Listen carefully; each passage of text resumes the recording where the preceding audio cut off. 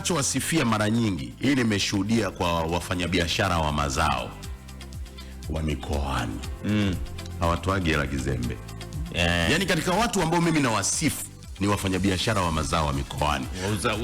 Wauza ng'ombe, ukiingia naye sehemu ya kutoa hela, kwanza atoagi hela kwenye kibanda cha nje. Yaani ile ujue, akitoa hela kibanda cha nje ni 5,000 10,000, lakini mzigo anaingia kwanza kwa wakala aidha ambao ni frame au benki. Akishapewa mzigo wake huwa anaomba asimame pembeni.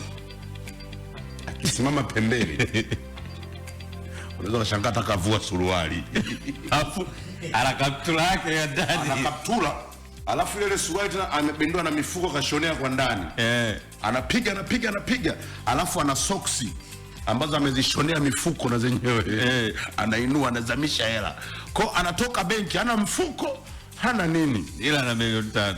Milioni 5 mpaka 10. Mtu ana 15M kwenye mwili wake, kaigawanya. Milioni 1 iko mguu wa kushoto.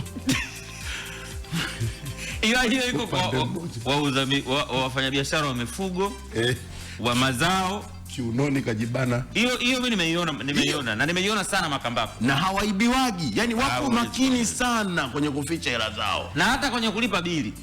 Sasa eti anaenda kwa lazima aende toi.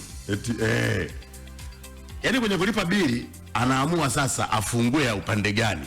Aliyofunga kwenye kwapa au ya mguuni. Lazima aende chooni kutoa hela. Nitakuja kupiga. Anaenda anatoa. Kwenye kwapa tena. Anatoa ndo anakuja kulipa.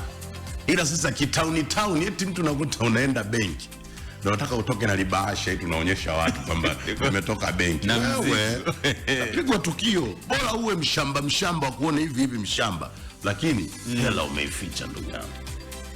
Bana, maelekezo binafsi hapa.